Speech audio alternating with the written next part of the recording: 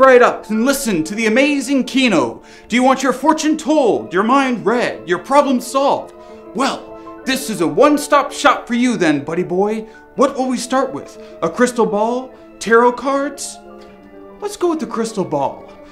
I'm sensing that someone in the audience wants a job at the girlfriend store.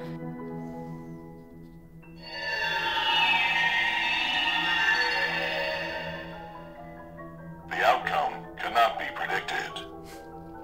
You know what? Let's consult the tarot. Who cares? It's all hocus pocus anyways, right? Well, that's what Stanton Carlyle thinks. Who's Stanton Carlyle, aka the Great Stanton, you ask? Why? He's a lead protagonist of the novel, classic film, and now modern film, Nightmare Alley. Let's see what the tarot says about the fate of a Mr. Carlyle. The Hanged Man. Not good. Not good at all. Nightmare Alley, released in 1947, was adapted from a book of the same name, which released the year before, in 1946. The novel of Nightmare Alley was a sensation upon its release. I think that the word controversial might be a bit too mild of a word to describe it. The book featured amoral characters, Oedipal complexes, characters who slept around, drank themselves to death, used religion to scam people, and dabbled in the occult. It was an outrage. Books like this shouldn't exist in a good American society. No.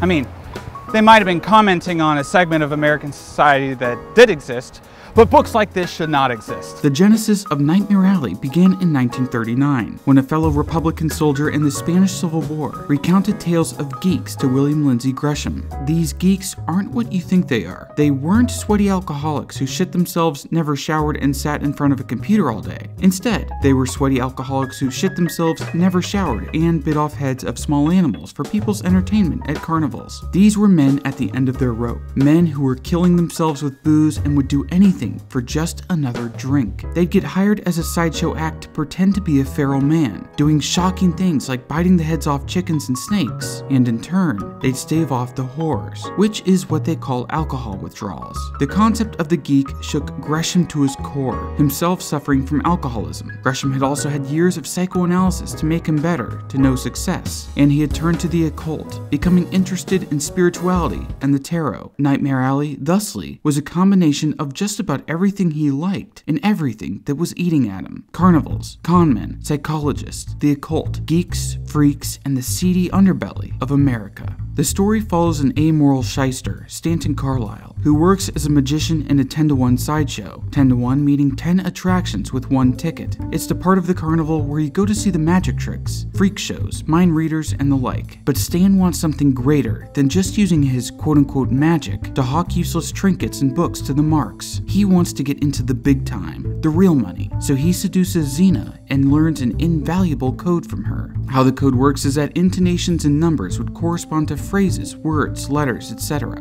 A 2-person team could fake mind reading by using this code. Stanton takes the system and leaves the carnival, quickly becoming a successful vaudeville act. But even that isn't enough for him. He uses his wiles and tricks to grow his empire, acting as a spiritualist for rich people and then establishing a full-on cult. He uses sleight of hand and technology to convince a woman that her dead daughter's ghost wants her to give him her house. And then he outfits the house with all sorts of gadgets and gizmos to simulate spiritual experiences. His house, or church as he calls it, becomes a 24/7 show. But like Icarus, he flies a little too close to the sun. It all becomes too much to bear, and in a move to ease his mind and find a new partner in crime, Stanton starts seeing Dr. Lilith Ritter, a psychologist with an interest in the occult. In reality, she's as much a grifter as him, maybe even more so. Gresham equates shrinks and mentalists. In his world, they're just charlatans with slightly different methods. One uses a crystal ball, and the other uses Freud. They set up a new two-person team, but instead of using coded language, they exchange valuable and confidential information. Dr. Ritter gives Stanton the scoop on her patient's darkest secrets, but what does Dr. Ritter get out of this? I don't want to spoil it, but I will point out that the book brought the terms cold reading and spook racket into the popular lexicon. At its heart, Nightmare Alley is about just how American the art of the grift is, but what may be more of an American pastime is the art of self-destruction. Stanton Carlyle is a dark reflection of the ideal American man. He's smart, inventive, industrious, multi-talented, charismatic, and handsome. It's just that he uses all of these talents to scam people out of their money. Enter Tyrone Power, a matinee idol of the 30s and 40s, the most handsome man in Hollywood, which was a blessing and a curse. He was a star. He was rich. He was famous, but he was relegated to rather boring roles, playing in period films as the eye candy for the women. He wanted to change all of that. He was sick of just being a pretty face. In his words, "Someday I will show all the motherfuckers who say I was a success just because of my pretty face. Sometimes I wish I had a really bad car accident so that my face would get smashed up and I'd look like Eddie Constantine. It's so tiring being everyone's darling boy at my age. I know I've been lucky, that things have gone almost too smoothly career-wise. What I resent about it is that it is all built on a pretty face." Power read the book Nightmare Alley and saw in it an opportunity to change his public persona. He could finally have a serious and complex role, proving beyond a shadow of a doubt that he was more than just another pretty face. Power lobbied 20th Century Fox to buy the rights to the book. They bought the rights for $50,000, and the film became a pet project for Power. Gresham consulted with Jules Furthman on the script, and they had a difficult task ahead of them. Nightmare Alley, the book, was full of sex, pseudo-religion, and degeneracy, and none of that was allowed under the Hays Code. For anyone who doesn't know what the Hays Code was, here's an extremely brief summary. It was a list of rules imposed by Hollywood on itself as a form of self-censorship in order to not have the government come in and censor them, as movies weren't considered free speech at this time. I break it down in more detail in my video, The Beginner's Guide to Cinema, which I'll link in the description below.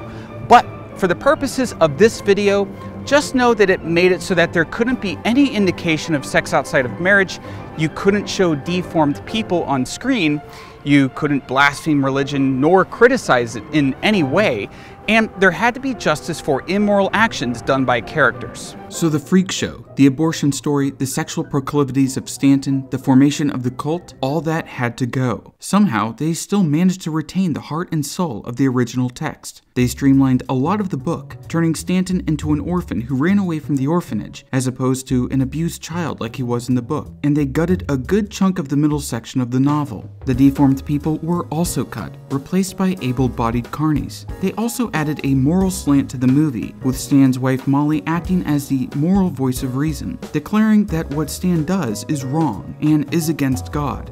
But I feel...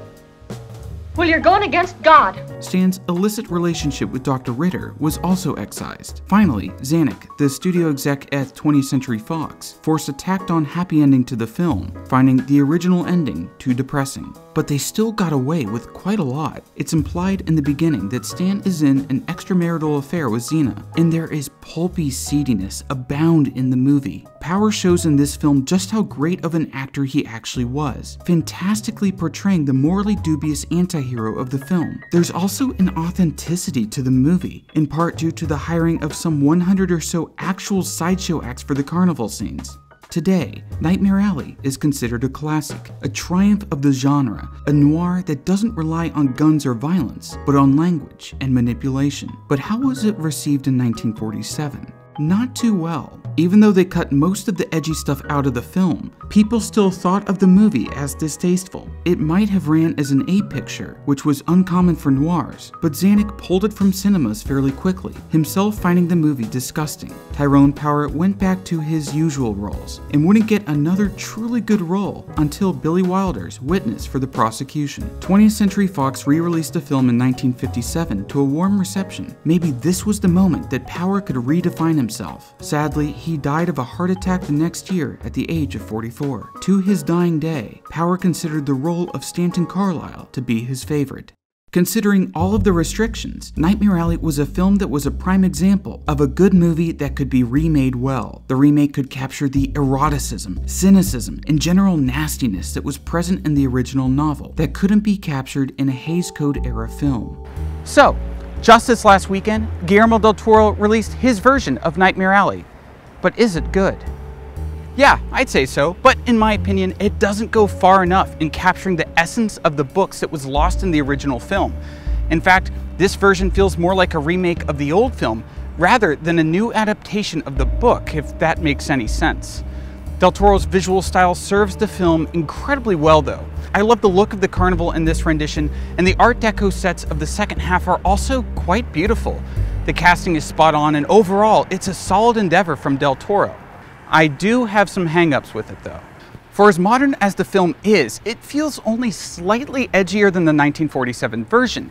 It stripped Stanton of his backstory and presented him as a man who just really hated his dad, a character trait that would define him for the entire film. It brought some of the sexual elements back into the story, but held off on most of them, especially during the climax of the film, which I won't spoil. I was disappointed that Del Toro didn't include the part of the story where Stan became a sort of cult leader, as I think it would have been cool to see Stan's rigged up haunted house full of fake phantasms.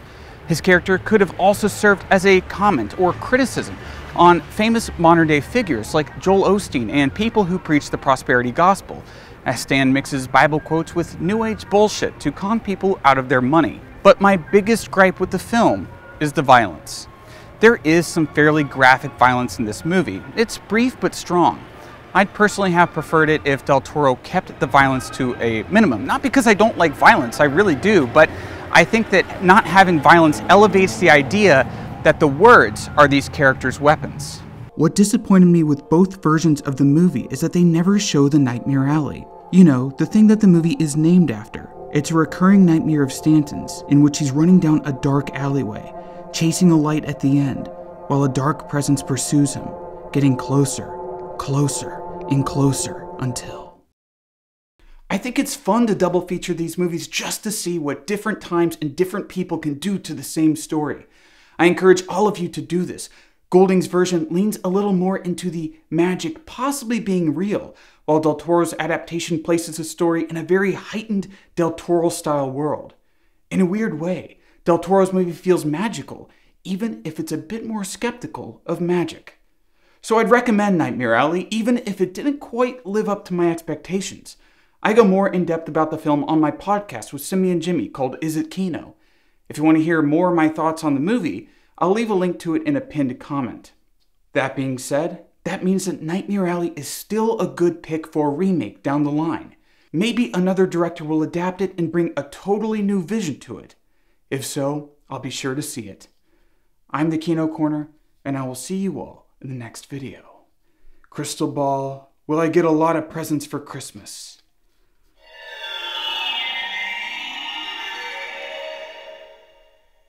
Ask later. Shit!